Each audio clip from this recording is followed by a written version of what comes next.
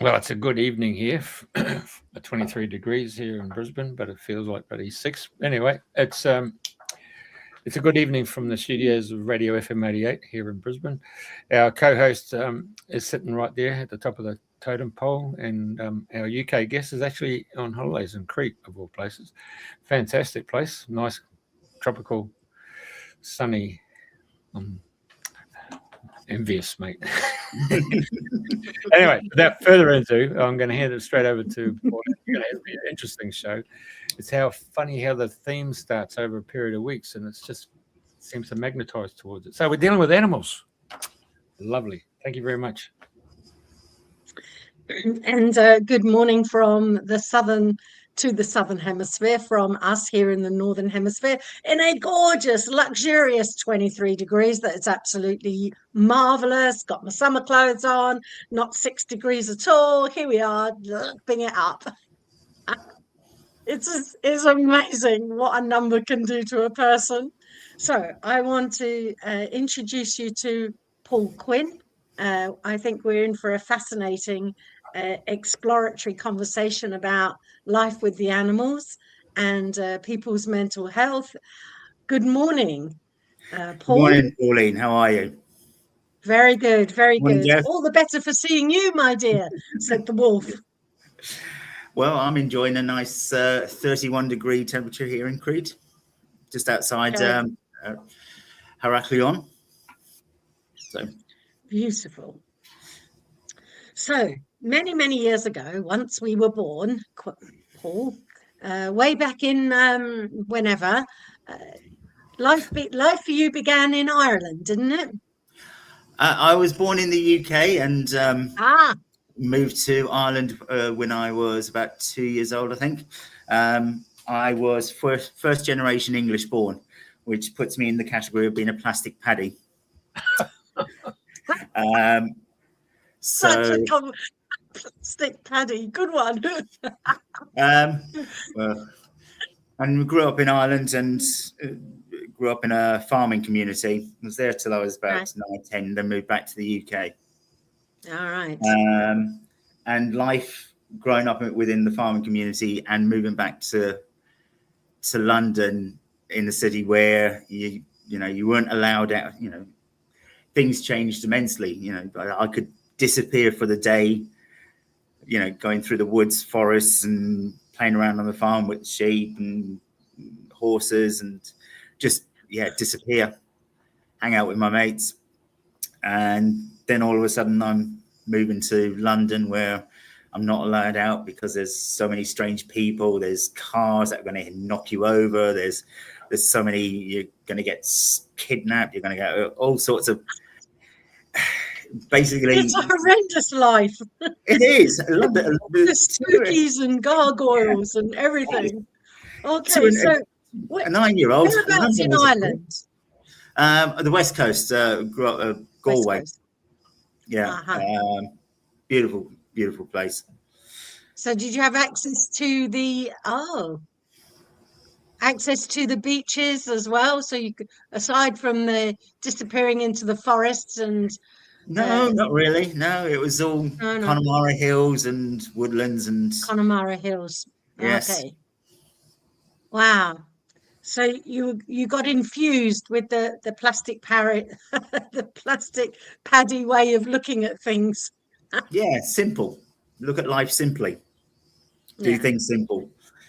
And when we moved back to London, it was I was a bit of a chubby lad, and kids that sort of age aren't the kindest, and just became a target for bullying and being kind of picked on. And I don't know, I had a dog, and she was my best friend and the thing I could talk to and connect with, and just kind of be my mental sounding board, if you like. And I suppose that's where the love of working with animals came from. So just wanted to develop that a bit more. Thought about becoming a vet, but I wasn't academically minded enough for that. So I did a work experience at Crystal Palace Zoo for 2 weeks, and yeah, just fell in love with being a zookeeper, working with a variety of different species of animals, being able to make those contacts, you know, just. And when you have a male squirrel monkey come and kind of like pee on its hand and rub it into your hair, kind of like marking you as its territory, there's just something about that connection you just cannot beat. I bet. Honestly. But yeah, it's that's where working with animals started from. And just, I think now with a more mature mind, I can look back on it and kind of see that was actually a good time in my life working with animals. The whole kind of connection. You don't have to, when you're young and you're growing up, you have to try and fit in with the kids. You have to you know, try and have the right clothes or the right, you know, right attitude, or listen to the right music, support the right football team, or whatever, just to fit in. And I suppose with animals, you don't have to do that. Animals don't care about those sorts of things, and you can be yourself, and they accept you for that.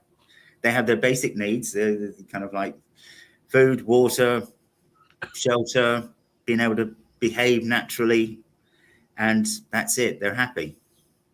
If you respect that, they respect you for it. And that's when you kind of, in hindsight, you kind of project that thought to when you were a child, and kind of like, yeah, actually that happened when I was younger. That's Sue, my dog. She was the one who kind of like helped me cope with the bullying, and you know, she was there for me, and kind of that's how it all kind of developed.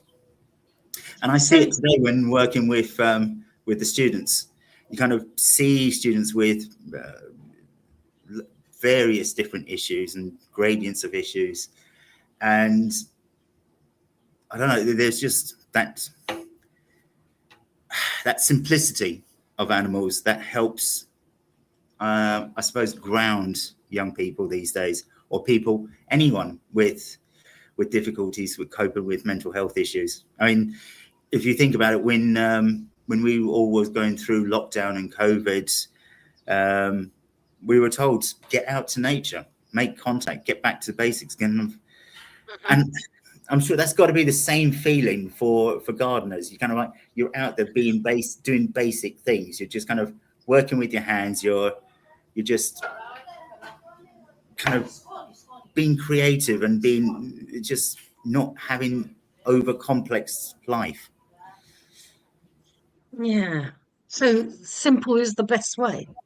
And I'm astonished that squirrels came up and marked you as their territory. Squirrel monkeys.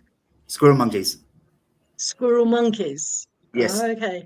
And where did that happen? Oh, that was at Crystal Palace. But it also happened at Crystal Palace. Yeah, it also happened at Battersea Park Zoo as well, where I moved to, and I was there for about 9 years, and then kind of worked a variety of species, from otters, meerkats, mongoose, various different species of birds, parakeets. Kea parrots were one of my favorites, penguins. Wow. And the exotics room, the reptile house there, I became manager. And did you muster different conversations with the different species? Is there a different way in which you kind of connected with them? I think the connection is basic. There's no, it's like when you're talking to a baby.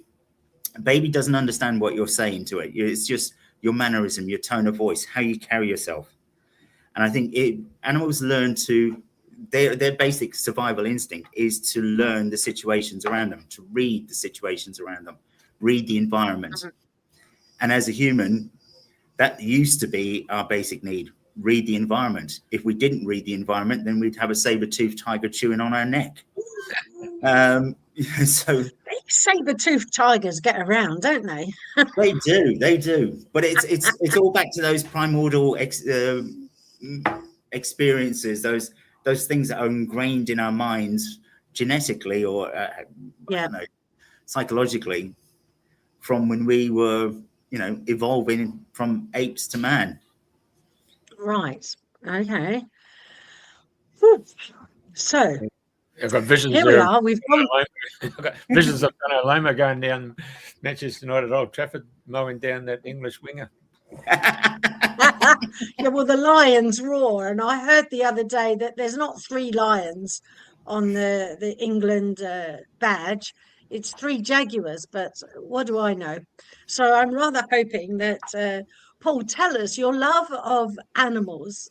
There was a beautiful connection. You talked about Sue, your dog, and do you still have conversations with other animals in a similar kind of way that you used to as a young man or young boy growing up?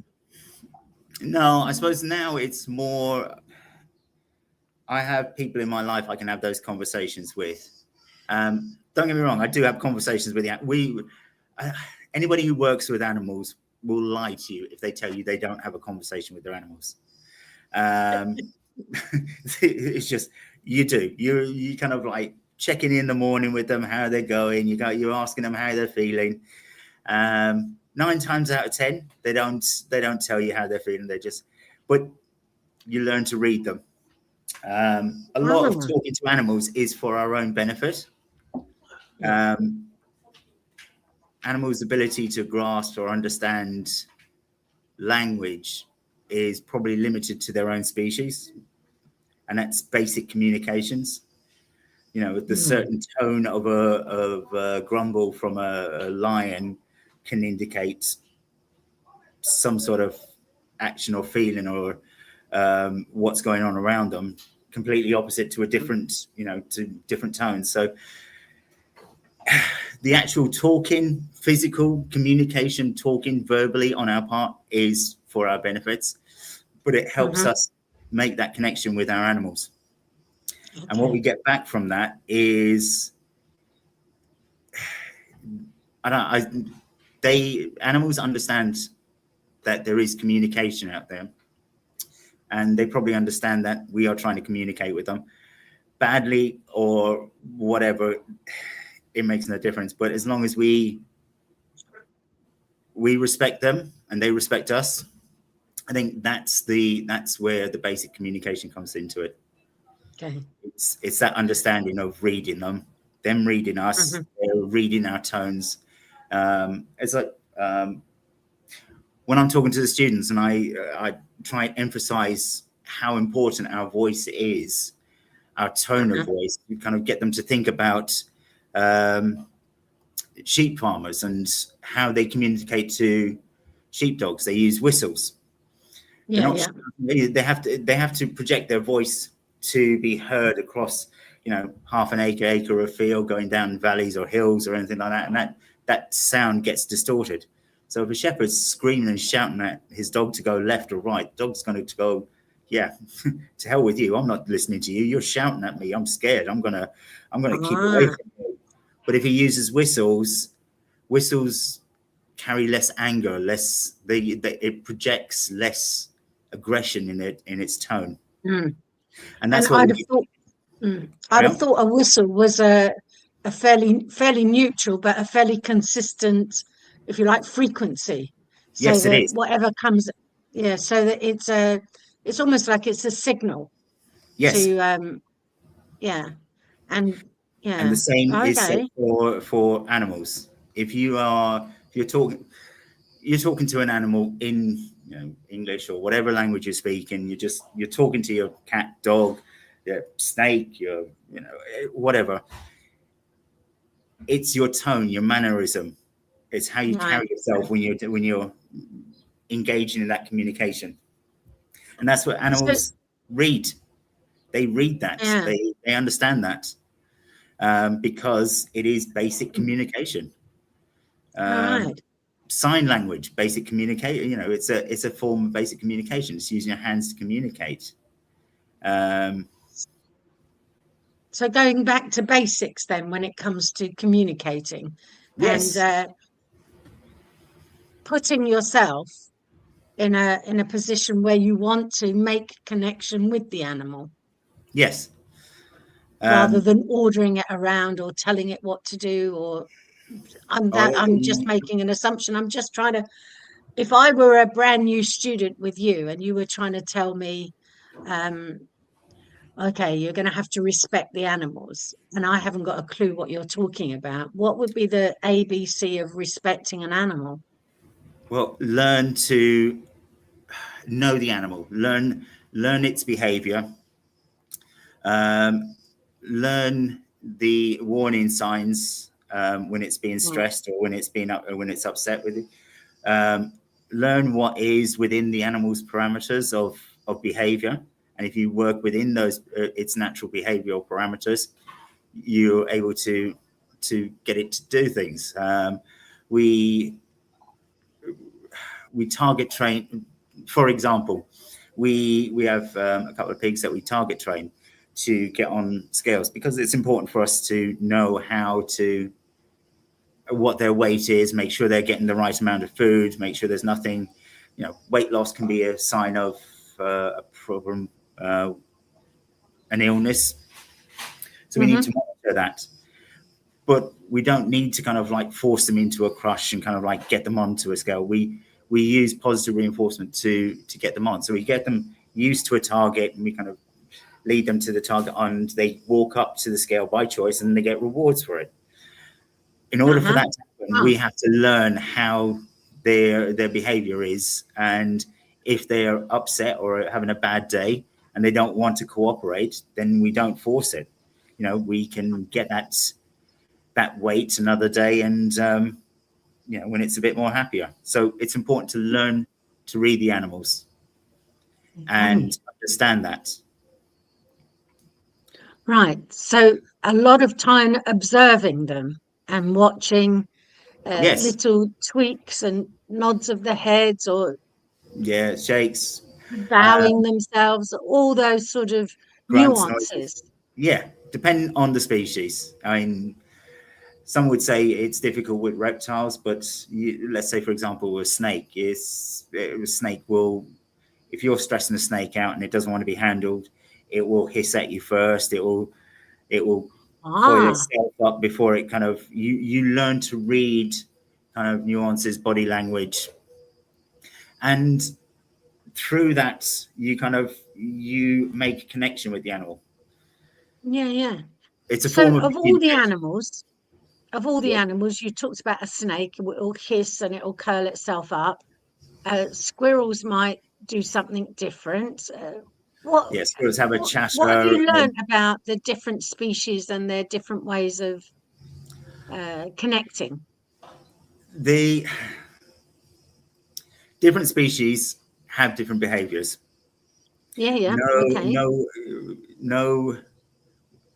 species, the behavior of a squirrel cannot transpose over to the behavior of a snake. You have to learn about the species, individual species behavior, and in order to understand them. Okay, so at Capel Manor, what variety of It's Capel Manor. Capel Manor, yes. Sorry, at Capel Manor, what's the variety of species of animals that we're looking at there? So at my campus, we're the smallest campus within the 4 campuses of Capel that have animal management on the units. And we have pigs, goats, sheep, various different species of birds, various different species of lizards, snakes, amphibians, rodents, all to give students a broad aspect of different experiences of different species of animals, so they can learn the basics and take those basics out into the world and get a job and do work within their chosen profession. All right, so if I was to approach a sheep, what would be the first thing in order for me to be able to say, hello sheep, how are you today? Or Something along those lines. What? There must be a difference between saying hello to a sheep than hello to a goat. Well, Sean the sheep, mate. I'm staying away from the pig for the moment. This is where learning how to read the animals is important. Yeah, I get it. Yeah. If you're in the middle, so we've got a couple of breeds of sheep at our campus. Jacob sheep, we've got Lincoln long wools, and we've got a couple of lambs that we were hand rearing that are basically mules, crossbreed sheep. And because they've been handled and they're so used to people, they won't run away from you. And they'll come up, they'll engage with you. Normally with animals, it's, again, communication is basic, but basic needs of animals is food. So they normally associate people with food. So they'll come up to us because we've got food, and it's how we engage with them. So the way to a sheep's heart is through its stomach, in the same way the way to a man is through his stomach. Yes, that's the same for any animal. It goes back to the basic welfare needs. I love it. So I think that's fantastic. So right, I've got a really good question that I've been hanging on to for a few days now, knowing that we were going to have this conversation. When my children were young, they used to love, and I used to love doing it with them, to go and feed the ducks and go out and get some bread and then go off and cut the bread up and throw it into the pond and feed the ducks. And that was when they were much younger. So we're talking 30 years ago. And what I've noticed in the close where I live now, if you want to go and feed the ducks, there's great big signs saying, don't feed the ducks, don't feed the ducks. So what would be, by way of a good way of connecting again with the ducks, what do they like to eat? Because I imagine the goats like something different to the pigs, like something different to the sheep and the lizards and the rodents. So you have to bring them something, a tasty morsel, if you're going to connect up with them. Let's stick with the ducks for the moment, if you can. Stick with the ducks. Okay, so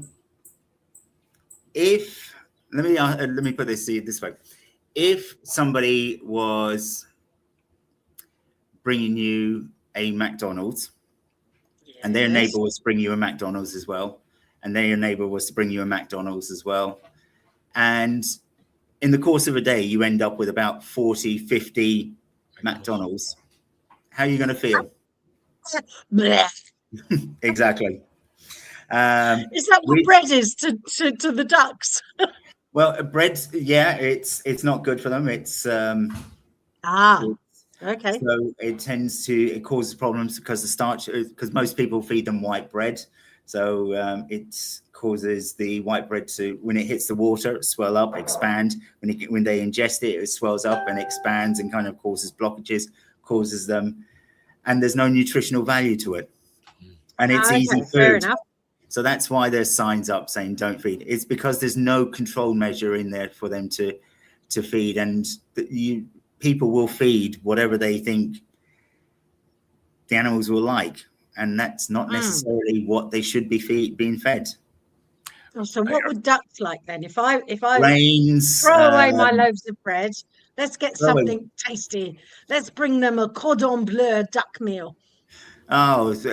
Greens, fresh greens, spinach, radicchio lettuce, it just kale, seaweed, it just stuff that they would find naturally in the wild. Normally greens or grains.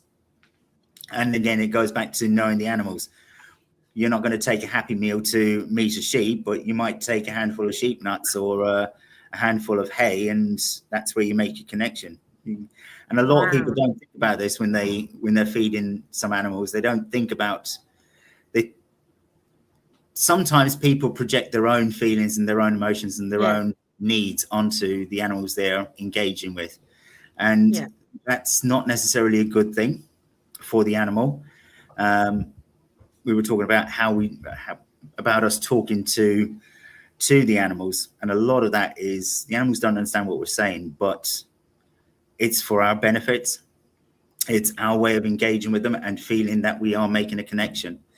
And by having that ability to make a connection with something else, we're able to share whatever might be troubling us. And I think that's where animals benefit humans in the way of dealing with mental health issues and dealing with our emotions and the stuff that we have to go through. They take things, they have a basic life. That's it. You kind of meet those basic needs of food, water, shelter, freedom from harm and injury or disease, kind of like the ability to allow them to be natural. And that's an animal sorted. They're happy. Yes. For us. So in fact, if they just be if they just be themselves, they allow you to just be yourself and not become overcomplicated with anything, really. I mean, an animal doesn't care how it looks in a photograph.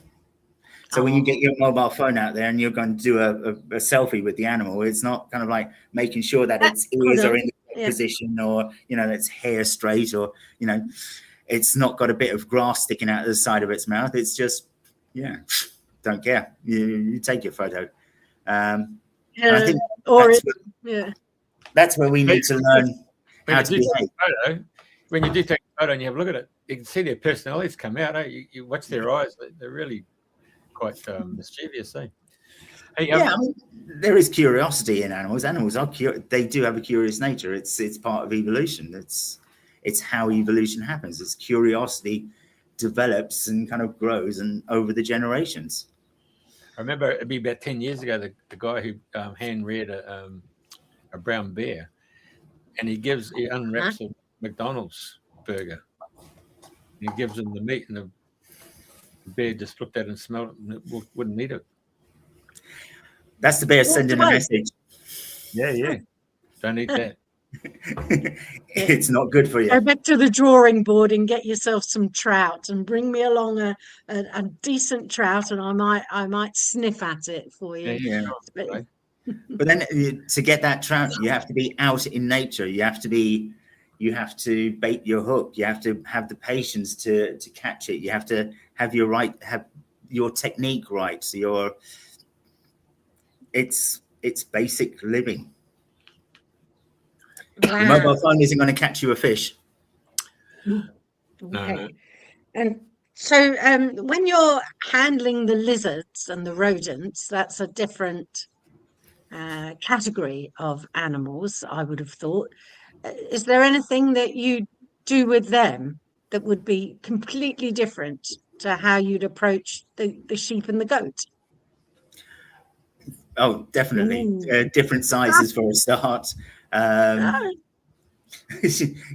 not going to pick a 40-kilo sheep up and kind of like carry it under your arm or kind of like drape it over your shoulder.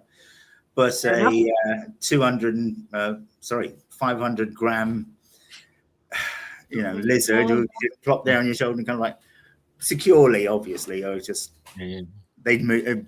Again, it's all about individualism. It's learning what each individual animal's capable of, how they behave, and just working within those parameters. So if I was to, I'm not going to, but if I was to start coming to one of your courses, for instance, I'm assuming there's a whole new round of courses that will start up in September. Yes, there is. Academic year. And so when we get a new intake of students, thank you. The students want to work with animals. They want to, for one reason or another, it's a passion, and it's a competitive it is a competitive market out there. So the college provides them an environment in which they can do this, and a safe environment in which they can do this, because it is very easy to make mistakes. And what you need people there to teach you, to show you, okay, that's a mistake. These are the consequences. You know, this can happen if you make that mistake. We won't let that happen again. You learn from your mistakes. It's a safe college. School is supposed to be a safe place to learn how to grow and develop as an individual. Mm-hmm. And we specifically have I say specifically students with animals, but at Capel Manor, we cover all land-based skills. So that's horticulture, floristry, arboriculture, garden designs. We are an environmental college. So and the same goes for all of the other departments. We're providing students who want to get into the field a safe environment to learn those trades. Learning how to read the animals is a safe way, is in a safe environment for them to learn when not to handle an animal, or when it's safe to handle an animal, if you should handle this specific species of animal. And also there's a lot of, some of our students have fears. We've had students who have fear of snakes, fear of the tarantulas. We've got one student who has, she's been with us for a couple of years, and she's had a fear of birds when she started. I mean, really petrified.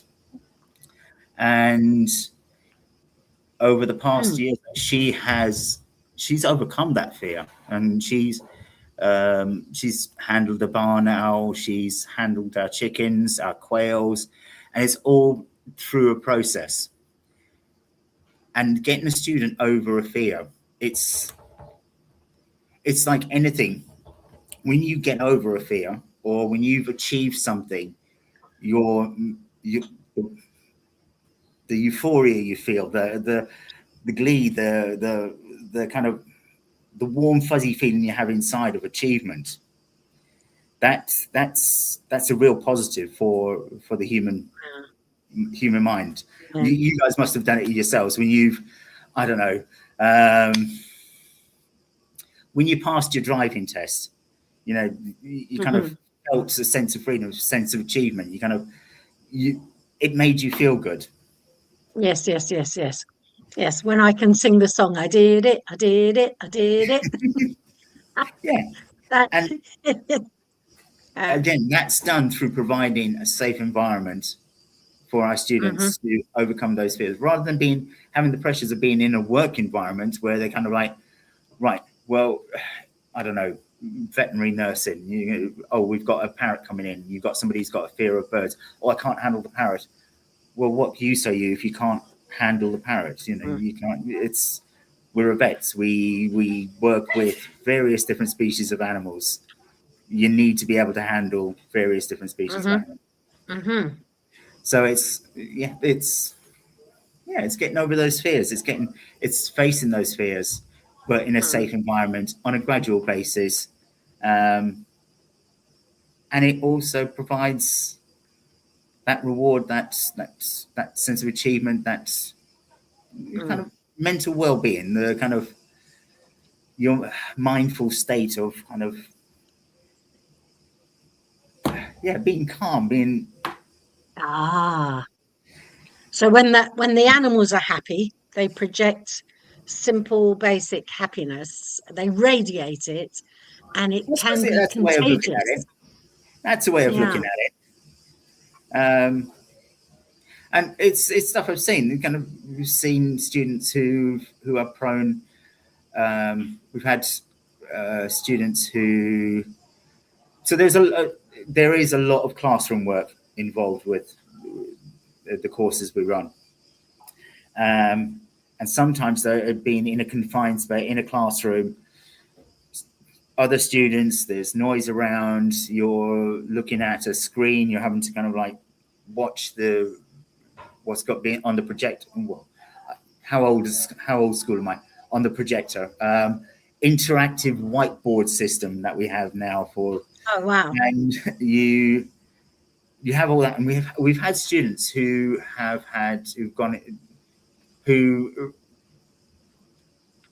for one reason or another have gone into a fit or a seizure, or kind of like they've had a mental shutdown. And one thing we've noticed is when they're on those same students are on the practical unit working with the animals, we've never had, or touch wood to this stage, we've never had one of our students go into that breakdown. And I feel that I believe it's that connection of being with the animals. The animals kind of have that calm, relaxed, basic engagement around them that's not contaminated by the modern world. So as the head animal keeper, you're keeping the animals in a nice, safe, warm, comfy environment, a nice little home. They're sheltered, they're taken care of, they're happy and contented. So they've got all their basic needs, as you say, met. We're not talking about Maslow's hierarchy here, but they're just being taken care of. You're the head keeper. You're keeping them in a nice way. Yeah. So we're a college, and our animals are resources for the students to learn with. Mm-hmm. I remember once when I was starting out, and I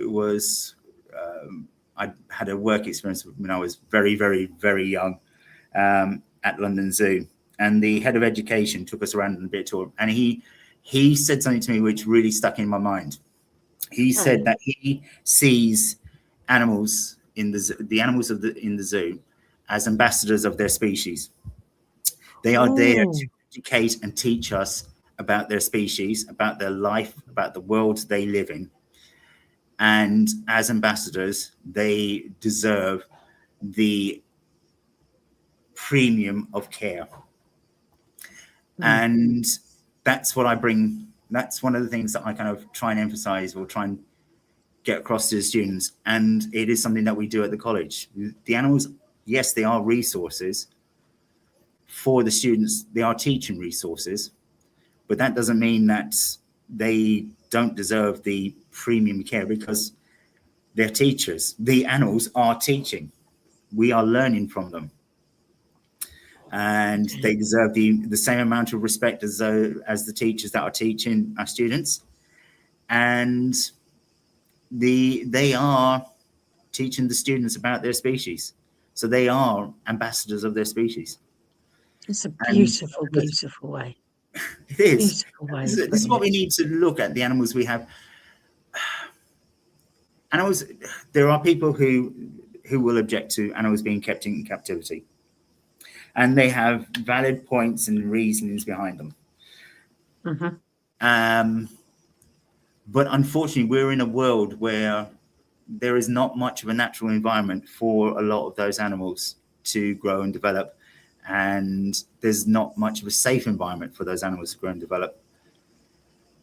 We've also kept animals in captivity for hundreds of years. If you think about the first ever zoological collection in the UK, it was the Tower of London, and it was Victoria's showing off some of the gifts she'd received from, kings and queens and ambassadors and from around the world, and through education and awareness and kind of growth and understanding of the animals, we've gone from keeping, a cheetah in an 8x6 metal bar cage into in a wildlife park where they have, as much space as they possibly can be provided for by that wildlife park. And we can't undo history. We need to learn, grow with history, and try and make the future better through what we learn through our history. That's the best we can do. And we do that for our animals. You know, we've learnt that in the UK, probably Jeff doesn't have this problem in Australia, but in the UK, we have to worry about how much UV lighting we have for our animals and even for ourselves. In Australia, you've got it pretty much on tap. So with reptiles, we need to think about, right, where they come from, the country of origin. So are they from a rainforest? Are they from open shrubland? How much exposure to natural sunlight would that animal naturally have? And we have to recreate that environment in our small enclosures. In comparison to what they would be in the natural world, they are small enclosures, and we can only do the best we can. So we provide those lighting. We need to think about the lighting. We need to think about how we provide the environment. And again, with the students, I get them to the enclosure that the animals are kept in. Yeah. With zoos, people go, the majority of people, 90% of people go to zoos for entertainment. And what we need them to come away with is a bit of education. We need to get people to think about how they have an impact on the world. And one of the ways we can do that is, yes, by seeing an animal face to face, you know, getting that engagement, but also create the environment that animal comes from. Now, with a reptile, it's hard to do because we have a small space, but we still try and do it. When I build our enclosures and get the students to help out, we kind of get them to research where the animal would naturally come from, get them to think about the plants that can go into that enclosure. I prefer bioactive enclosures, creating a living environment. So you create a living environment ecosystem for that animal to be in. And sometimes the public comes in, they'll see the enclosure, and it will be amazing. Plants will be growing, and there'll be noises, and people will be looking in the enclosure, trying to spot the animal, because the majority of animals like to hide. You know, it's in their nature. You know, if they're out exposed, then they're somebody's meal. So again, going back to the basic instincts of survival. So you make the initial connection with the enclosure. You get the enclosure to tell a story. This is where I'm from. This is my environment. This is how beautiful my environment is. This is how beautiful my home is. This is where I come from. And it will get Mr. and Mrs. Smith, who are planning to go to Habitat the next day and spend £4,000 on a barley wood dining table. Get them to think twice about that. What's gone into that barley wood dining table? Where has it come from? What's had to be done in order to get that table to you? Let's start off by thinking about how much of the forest had to be chopped down in order for you to get that massive dining table together. Let's think about how much is taken in by transportation of that table from A to B. You know, did it go by air? Did it go by sea? Did it go? What impact? And it's just about getting people to think, and that starts off. Well, broaden their horizons and just open up. I mean, you've beautifully described the ambassadorial role that you see in the animals in their enclosures, and opening the perspective. It's not just the animal himself or herself, but where they live, where they come from. And this is me. I'm a reptile, and I come from wherever, and this is where I live. And it is showing people another aspect of the world that they wouldn't ordinarily be looking at, and seeing it through the eyes of the animal. Yes. I think it's a remarkable way of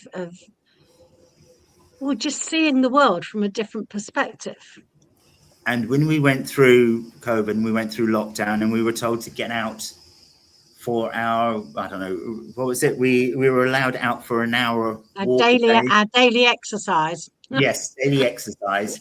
And even In a bubble. Great Sir David Attenborough he was advocating getting out to nature, making that connection, watching the butterflies dance around. I mean, have you sat down and watched? I mean, looking out on my balcony, and I've got a couple of swallowtails that's, remind me of just dancing around, just kind of from plant to plant. And it's just kind of, there's something relaxing about it. And that's I think that's where animals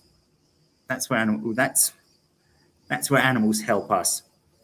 They ground us. They bring us back to reality. They bring us back to the basic of life. No worried about the internet connection. Although I have been worried about the internet connection here. Just to be sure that it'll happen today. Yes. But look at us connecting. Yes. It's amazing. Yes. Hey, so I just thinking there of you're talking about the animals, and I was thinking, as ambassadors, I imagine those animals driving a BMW going through Brixton, and then and look at the human habitat. Yeah. Yeah, I mean, God knows what they must think of us. Yeah. Actually, I would like to point out that as ambassadors, they probably wouldn't be driving themselves around Brixton. They'd probably have a chauffeur and a police escort as well. Yeah, true. Very good. Very, very, very good. I just want to talk to you about have you come across muscle testing, brain gym, educational kinesiology? Have you come across that, Paul? No, I haven't. In what sort of context? It's a form of teaching. So brain gym and educational kinesiology and muscle testing is all about the body is actually releasing its own endorphins or knowledge about the actual body. So when a teacher's out in front of a classroom, it can actually be talking like I'm talking to you now. So the person in the first couple of rows is probably more tactile towards listening. And there's other people who then need to lift their eyes up and they visualize. But we often find that the people who have to feel hands-on, the tradies and all that stuff, they drift to the back of the class because they're not actually in tune with how the teacher presents itself. Yeah. And so so when you talked about those students who went out and actually started to feel and touch, that's going into their sensory perception, and they're far better learning. What you're talking about is kinesthetic learning. Yes. We're learning through doing. So it's one thing to read in a book the importance of clearing an animal's feces away, but it's completely different to actually cleaning the animal's feces away, learning techniques on how to do that, why you do that, why it's important to do that. So, as I said, when I kind of started getting into wanting to work with animals, I initially thought I wanted to be a vet. I wanted to help animals. First of all, I was not academically minded enough for that. That's not to say I'm stupid or I'm just, my brain is not wired that way. And doing the work experience at the zoo, I learned that my best way of learning was by doing. I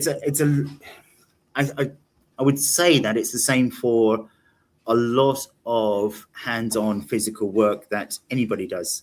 So from anyone from car mechanics, farmers, electricians, working with the hands, using tools. There is something, it's a way of learning. And those environments, unfortunately, they do require, and I've seen this ourselves, is they require some way of quantifying a student's learning capabilities and the progression of those students' learning. So there has to be some academic stuff that's involved in that, and students do struggle with that. And I think it's such a shame that we've gone into the situation where we need to measure how a student learns, and we need to be able to record that data. And the only way that we seem to be doing that is through academic learning. At the college, we do have practical assessments carried out on the students and observations of what they're doing in relation to the work they're doing, and that goes part towards their qualification, their final grade, if you like. But there, as I said, there is a lot of academic stuff, and some students do struggle with that.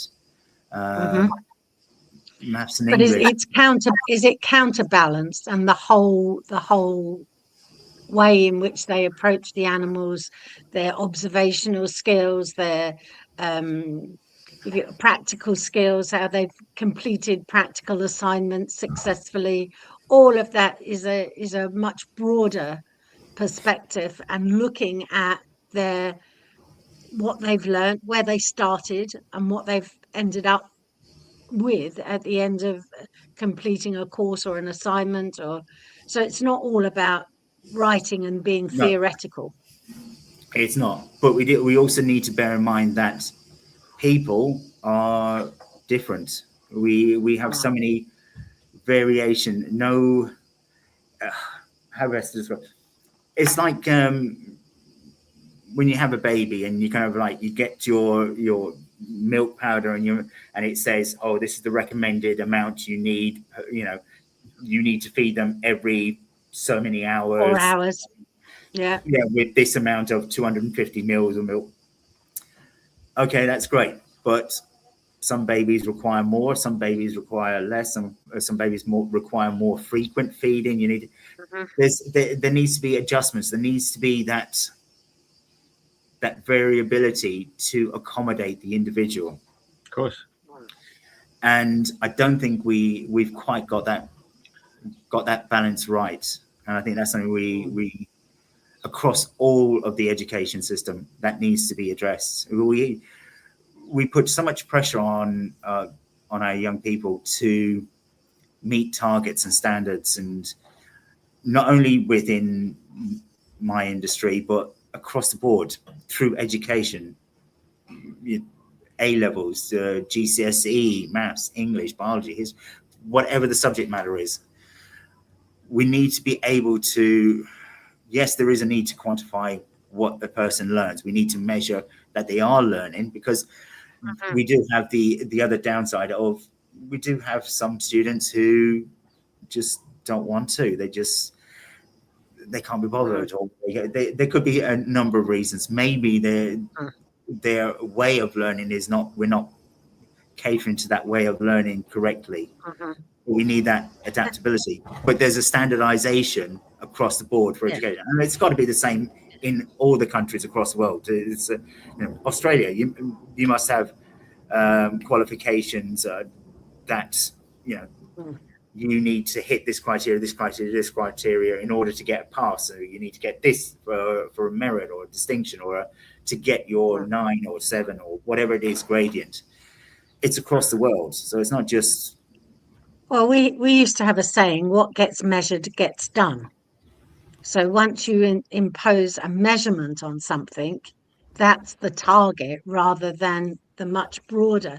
Every single day we live and we breathe, we're learning something. We are curious by nature. We are growing as individuals. And so no matter what a person does, no matter what age they are, that will be their life experience that goes into their own DNA, goes into their own biological encyclopedia that we carry around with us. It's our life record. So I hear what you're saying about getting qualifications, because nobody ever fails at anything. I've managed to keep on breathing the whole of this morning, and I'm still doing it, and I'm managing to talk. So that I can give myself a gold star for breathing, for being alive. Thanks very much. That will do nicely. So these external pressures that you talk about, is that something that you've noticed over the years, and how you came up with the idea of how our mental health is exacerbated by those sorts of pressures and stresses that we don't necessarily need to have? And certainly as an animal, they're not looking for degrees or passes, distinctions, credits, anything like that. So perhaps that's something that you could elaborate on. It's something that I have noticed over the past couple of years, but I think on reflection, it's something that I've noticed within myself when I was a young lad. When I was at school, I wasn't that interested in school. I didn't pay much attention in class. I struggled with the work. I struggled with understanding. I mean, it wasn't until a few years back that somebody actually kind of said, "You're dyslexic. You know, you need to." It's a bit late now to kind of put a label on something, but because you've put coping mechanisms in place in order to deal with your dyslexia, but that's where some of your struggle comes from. Also, how I learned it, I am a kinesthetic learner. I learn by doing. I learn by getting my hands mucky and learn what works and what doesn't work. And I've done that at work with building enclosures, from creating the environments, kind of like see what works and what doesn't work. And because I know the basics for those animals, and I have that capability of thinking, okay, is using this type of concrete is going to be bad because for the frogs, for example, because their skin is porous and they'll absorb toxins through the skin and it will do them damage. So we kind of like, no, we're not going to use that, but we can use this expanding foam and shape it and kind of like cover it and seal it. And we learn techniques. Yeah. You do that through, for me, it was to do that through physical doing. Yes. And when people talk about generations being able to learn, we've got our young people today who are able to send a text message that has probably 300 words in it, typed out in milliseconds, and then hit the send button. Whereas you've got somebody like me with, that's kind of like one finger going do 10 minutes later, I'm only on word 25, because I haven't grown up with that. There is a downside to that, I think. I think if we overwhelm our minds and our ability to catch, to evolve, if you like, to the situations we're in, we're not given any time for evolution. Technology keeps changing so much, so quickly, that you have to keep up with it. You have to keep changing with it. But do we actually grow with what we're learning? Does it actually? Somebody once said to me, when they were talking about me having dyslexia, was they gave me a sheet of a yellow screen to read through, and they were able to measure my ability to absorb and retain the information that I was reading. And they said to us that what has happened is, or this is their belief. I don't know if there is actual scientific evidence to support this, but what they believed was that in Victorian times, paper was considered, the color of the paper that was being naturally used was dirty. Yes. So they bleached the paper. So bleached paper became the norm, and they would write on that. But because through hundreds of years of reading parchments and discolored paper, our evolution was geared towards being able to read and absorb the information from those parchments, and then all of a sudden we've got this bleached paper in front of us that we've got words on that we're supposed to, our eyes and our mental evolution, our visual evolution hasn't caught up with that, so we struggle to absorb that information. And now we're able to kind of like counteract that by putting yellow screens, and we kind of like evolve. And it just makes you think, for the progression of technology that we're dealing with today, how do we evolve with at the same rate, or evolve to meet those needs of technology? And how does it affect us as mentally? And then you start thinking, well, what do we need to do? Well, we need to go back to basics. We need to learn from our history. We need to learn from, we can see our animals out in the woods or out in their hunting, they're doing everything basics. And we look at them and they kind of, do they look stressed out? They might look a bit hungry and they're a bit worried about when their next meal's coming from, but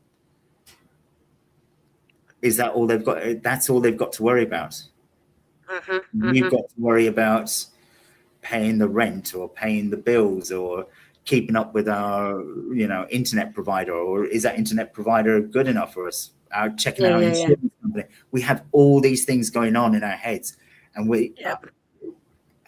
are we allowing ourselves evolutionary time to grow in order to deal with those things? Well, it's kind of to return, a return to nature. Yes. And what you're talking about is, you talk about it being evolutionary. I'm not sure that it is, because there's been many a time when you look at the color of paper and the impact of the color of paper that has, from many years back, the paper has always been a sort of muddy, creamy color from the origins. And now you're right, it's bleached white, and it has a reflective quality to it that the other paper, older paper, didn't have. So it has, I don't know if that's evolutionary or it's just being smart enough to not want to try everything all at once. And that somehow, because it's cheaper and easier to produce bright white paper, that the off-white and the cream has been thrown to the one side. I'm not convinced it's evolutionary. If you think about retrospectively, and you think about how evolution has created environments for our animals to adapt to their environments, to adapt to hunting, trapdoor spiders, they'll lay in wait for the prey and wait for something to come by. Themselves a little environment. You've got I can't remember what type of fish it is, but you've got some fish that has evolved having a little ganglion at the end of its nose in order to entice little fish to come along to eat it, and all of a sudden that little fish is dinner. Is dinner, yeah. And you've got, so getting back to nature and looking at nature, looking at how nature's evolved and how species of animals have evolved over the over the millennia, just kind of in order to achieve their goals. So I do think that some of our abilities to cope with our current day environment, it can be attributed to evolution. And I'm with you there on that.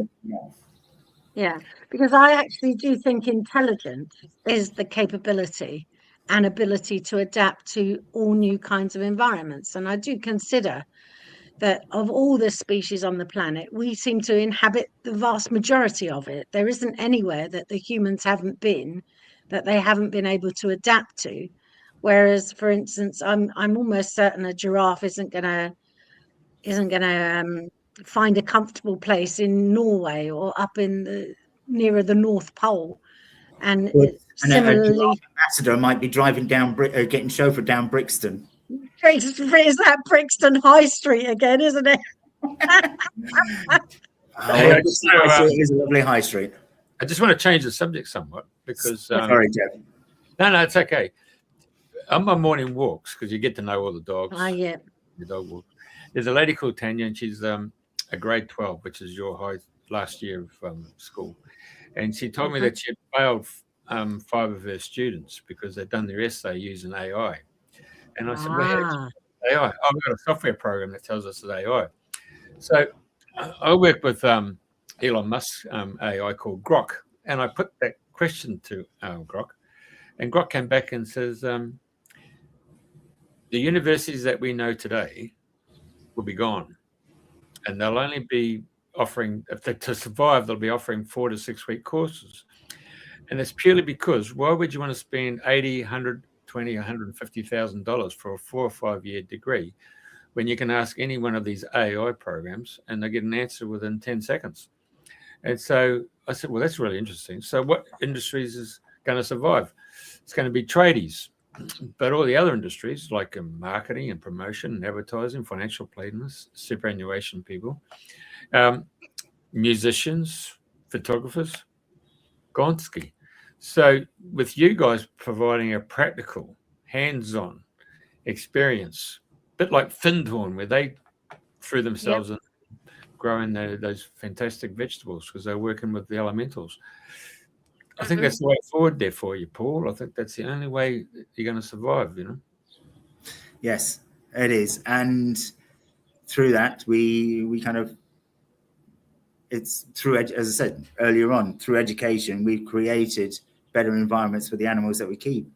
And through education, we are going to be able to protect what little of those environments we've got at the moment, and even possibly try and recreate some of those environments. If you look at, we've got, so in relevance to our competitors in Australia, the destruction of the coral reef out there. That's been eroded by human interaction, water pollution, but we're at the stage now where we're able to get certain species of coral to spawn in captivity, which was which has been something that has taken years and years to do.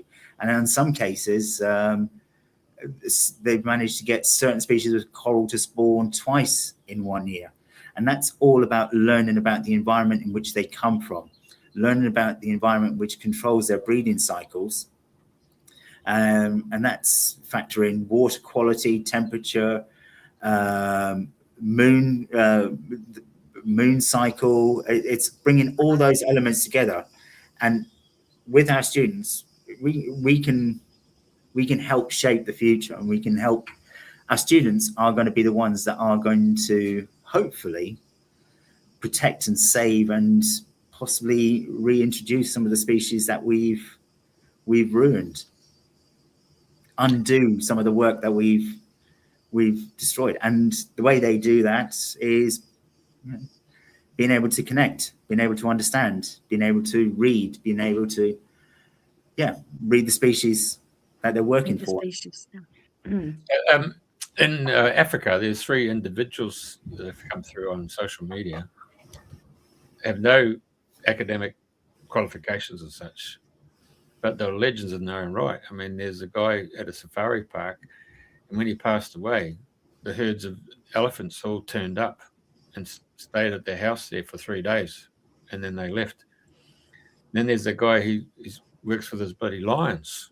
He goes into those big open fields and they come running into him. He goes into the water. He just has an affinity with those lions. And then we've got the lady where the South African guy got this black leopard, and it wouldn't eat and it just stayed in this thing and wouldn't come out. And so they heard about the animal whisperer, and she came along, and this guy ended up crying because he couldn't believe that what she was telling him, and he had to go back and say, "Oh my God, they come from a circus." And then when the leopard didn't like the name, and this is his name, and so when she told him, "You're free to go, you're not going to be performing anymore," he came out, and this guy is a zookeeper. He just couldn't believe it.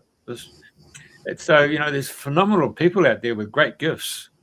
It's just a matter of giving them the opportunity, like today, like you, Paul, coming out here to express that there's an opportunity for people in the heart of London to come and feel and experience what nature's got to offer. I think it's fantastic for your college to do that, mate. Yeah, no, cities, I think, tend to be the hard done by. They've got so many people and so little landscape that, you know, we really do need to work on kind of getting back to nature, but allowing nature to come back into the heart of our environment.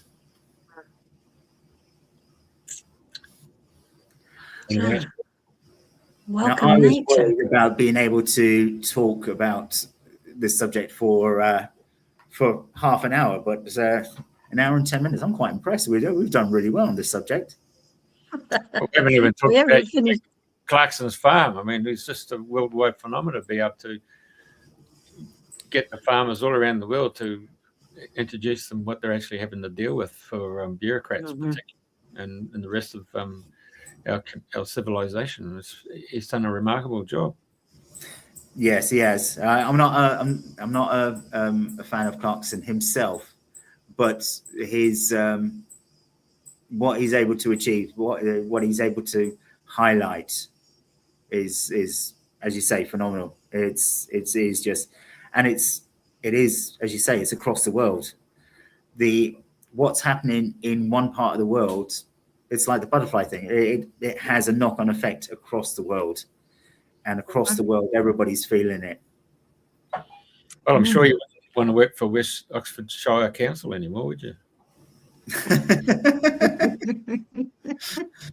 fact, they got merged in the last elections there, isn't it? So, I'm not my son is, but I'm not very politically minded. I think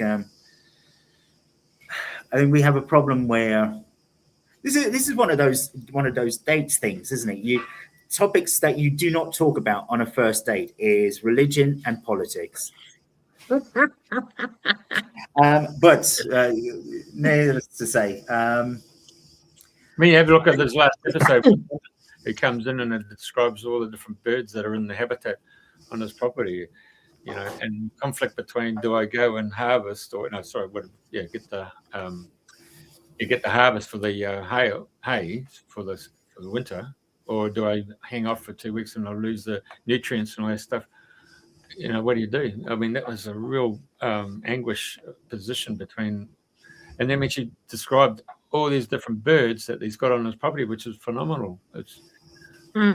It's really eye-opener, and it's just unbelievable. And to find you step forward one pace, and then all of a sudden you got your hands tied behind your back by, you know, Whitehall bureaucracy. Yeah.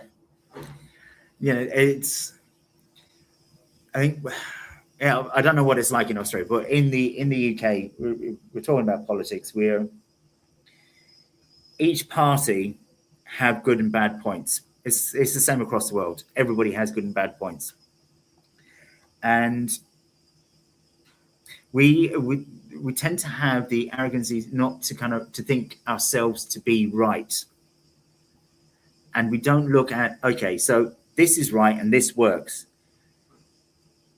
They say that's right and that works, and it does. So let's merge what works and what's right, bring it together. And we don't seem to have a political system where that happens. And I think that's where people lose faith in politics.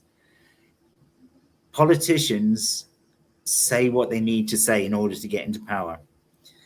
And the unfortunate thing is, these people probably had the best intentions when they started out in life, like everything else.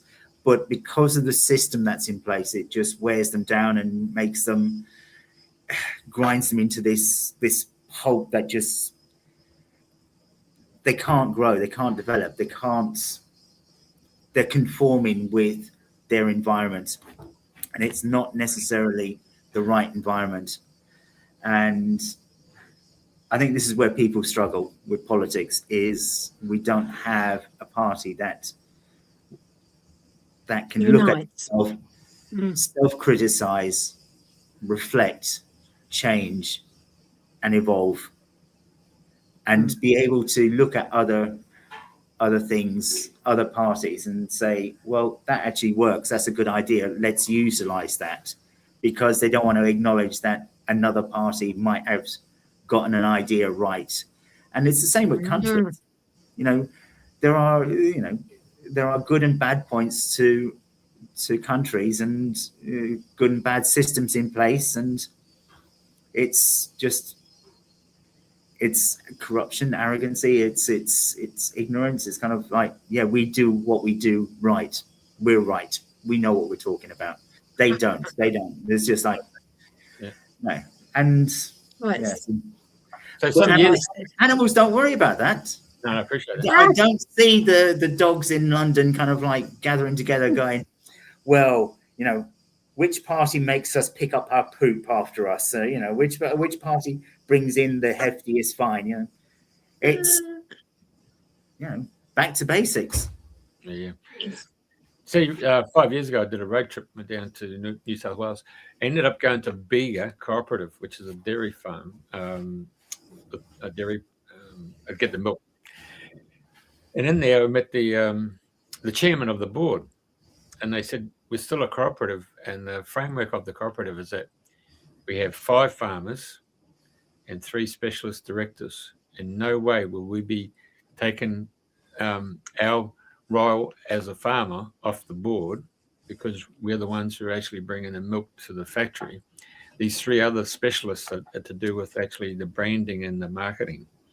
And whereas the other cooperatives have all been sold out and been induced by financial planners and say, look, we'll get you more money if you sell your shares and turn it into a corporation. And of course, everything falls in a heap, and nothing like what's going on with Bega as a cooperative.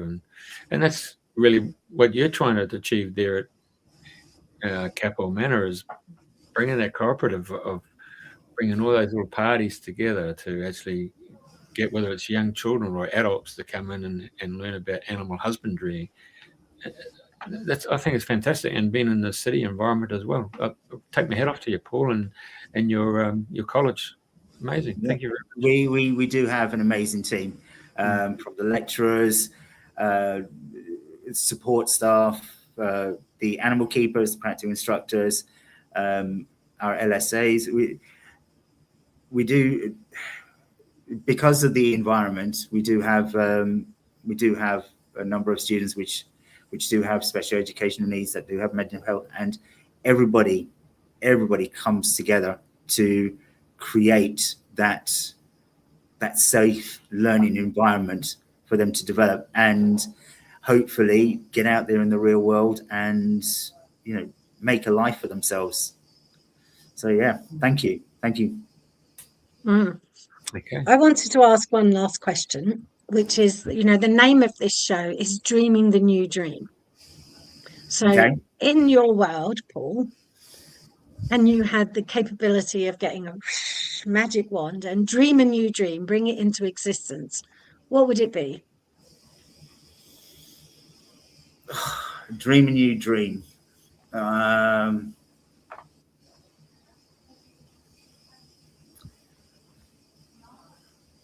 I think maybe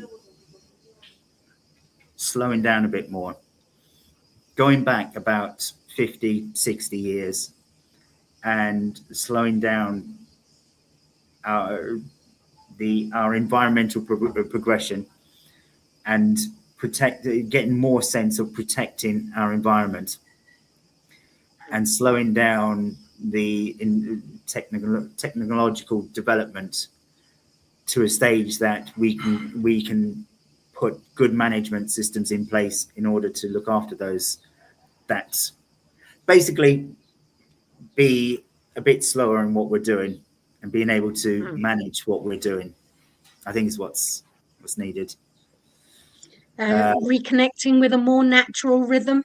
Yes. Well, if we go back 50, 60 years, we'll have less buildings up. We have less of a human population. We have less environmental impact. I mean, even if we go back 100 years, that still would be in place. There'd be more trees, there'd be more woodlands, there'd be more plants, there'd be more hedgerows, there'd be more environments for our native species, and there'd be less.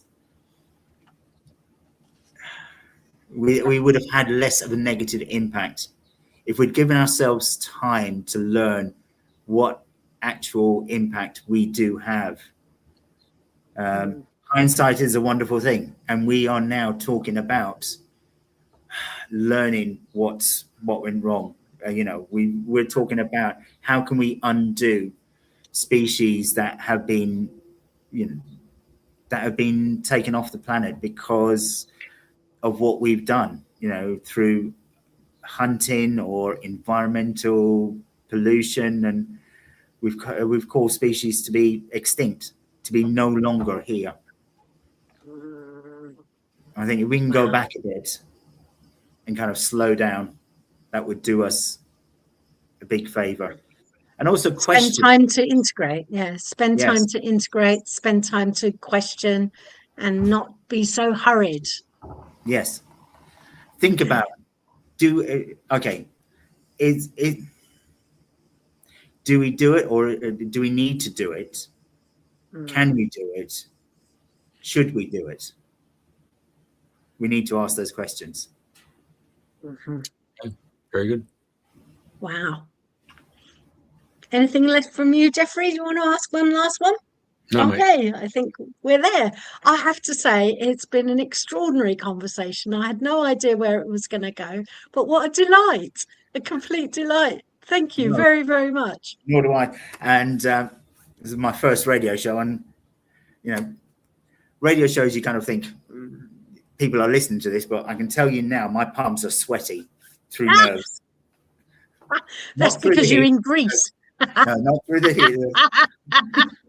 But yeah, nerves.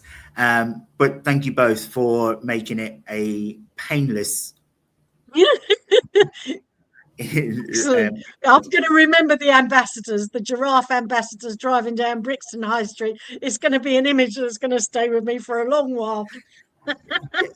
A few people will hear this, and next thing you know, in the next couple of days, there'll probably be a couple of memes of a giraffe in a Mercedes trucking down convertible with his head out the sunroof, and listen to Bob Marley and the Wailers. Yeah, exactly. Yeah, with a big joint. Thank you very much, everyone. Right. Thank you. All right. Thank you so much.